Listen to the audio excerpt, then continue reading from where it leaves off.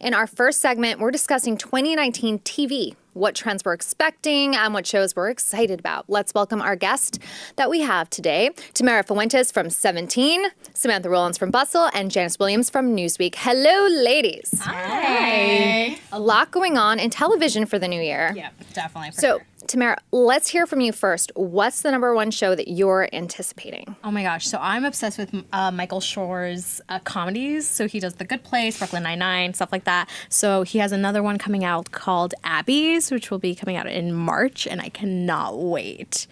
I want to know what it's about. Oh, it's about a woman who owns her own like backyard bar. It's an illegal bar. She does not have a license for it. But basically, it's like in order to have a seat at the bar, you kind of have to like live.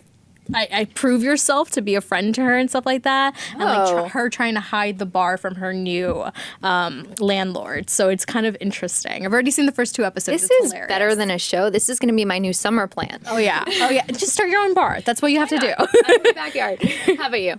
I'm really excited for season 2 of Killing Eve. I think it flew a little bit under the radar when the first season debuted last spring because it's on BBC America. But now that Sandra Oh has been nominated for a couple awards, very deservedly, I think that now season 2 is getting a lot more hype. And the show is it was one of my favorites from last year. So I'm really excited to see what this complicated dynamic between one woman who has to catch another woman, female assassin, and what happens between their relationship. Complicated. So I am like really pumped for it's late night TV. Deezus and Mero, they're premiering their late night show on Showtime in February, the 21st, I believe. And these guys are so funny. They talk about literally everything under the scope, and they give these fresh perspectives that are hilarious, but like really down to earth and relatable. And they did their thing on Vice, so I'm really curious to see how they're going to do with an even bigger network like Showtime behind them now. Yeah. I have such great respect for all of you because you like real TV and I like terrible reality television, and I just want 90 Day Fiancé to come back again. I mean, I like that too. Really? Okay, so I'm not alone. I think reality TV. Like everything, you know. Yeah. It's escapism. Like you just need it. No, I think it's more like a social experiment where you're looking at people and you're like, how is your mind working and not working? Listen, I love Love and Hip Hop. All franchises, and Monday nights when it's on is a thing for me. So Yeah, you're understand. like, everyone shut up. I get like really into 90 Day Fiancé, especially the reunions. I'm like, everyone, just give me this minute. All right, the Hulu Netflix feud has been going on in the news for weeks, or this week, sorry, because they're competing at the Fry Festival. Yeah. Who do you think will come out on top? Well, I saw both of the documentaries, and I thought Netflix did an incredible job with theirs. I mean, both sides have like an interesting reason as to why you should not support them, but I mean, when you look at the behind the scenes stuff of it, Hulu had paid Billy McFarland to like appear in their doc, and then the company behind the PR Fire Festival was behind Netflix doc, so you kind of have to pick and choose which one you want to agree with, but I like Netflix's better. The editing was great, the interviews were fantastic, and I felt like there's more emotion behind it, I guess. Yeah, I haven't seen the Hulu one, but I did watch the Netflix one, and it was so entertaining. Oh, yeah. Just the interviews and the commentary. Some amazing quotables. If you look on Twitter, you'll see a lot of them are already being memed. Oh, yeah. For some of the comments people had to say in the Netflix one. So I love that aspect to that. But I do need to watch the Hulu one. Oh, yeah. Yeah, I think they kind of work as a conversation with one another. Like they definitely, there are some things in both that are the same, but they are both kind of hitting it from a different angle. And it just is very interesting when you take a broader view at the streaming wars, like how they both interact. How would you say that streaming has changed the TV industry at large? I mean, one of the best examples is to look at You, which just premiered on Netflix, and like that used to be a Lifetime show and it didn't do so well, and then Lifetime sold the rights to it to Netflix, which is now producing season 2, and it just blew up, and like now it's all over Twitter. People are binging it like crazy, and I think it's what's happening with a bunch of other shows. Streaming is now kind of dictating what is popular and what it's allowing certain shows to be more accessible, I guess you can say, and so certain shows are becoming a lot more popular because of it and actually given a chance that they didn't have one before. Yeah, I would agree with that. And plus, we live in an age where people really enjoy binging a television show or making their own schedule as in terms of when to watch. And I think that makes streaming a more approachable kind of a platform for them. I'm not at home where I can always catch a show. Who even has DVR anymore? But at least I know I can kind of go back and go to my favorites. It recommends shows for me. I don't know. It works for me and a lot of other people. Do you think that Netflix and Hulu is designed more towards the millennial, or is it really just becoming every generation now?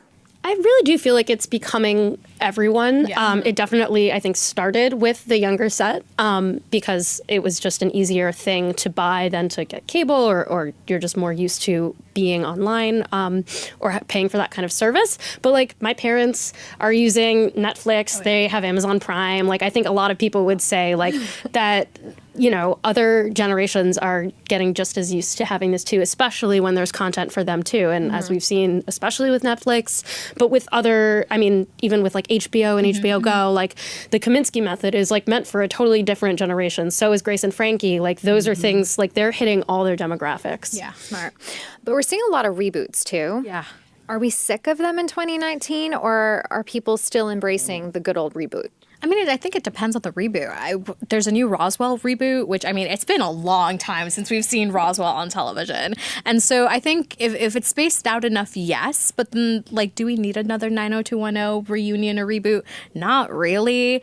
It's a kind of a hit or miss depending on the type of show and the type of audience and how long it has been since it ended. Right. Yeah, I think it needs to be a purposeful kind of rebooting that sort of changes or recontextualizes the original. So Roswell has sort of put a new spin on the original story. One Day at a Time has done the same thing. Charmed. Temptation Island is doing the same thing, just rebooting it however many years later. I am enjoying it. It's fantastic. But that's just another thing. You said you love reality, so I've been into the Temptation Island Be reboot. monogamous. Sorry. Just don't hurt each other. But It's so addicting, though. Yeah. I don't know. I am not a fan of the reboot, mostly because we live in an age where we can stream.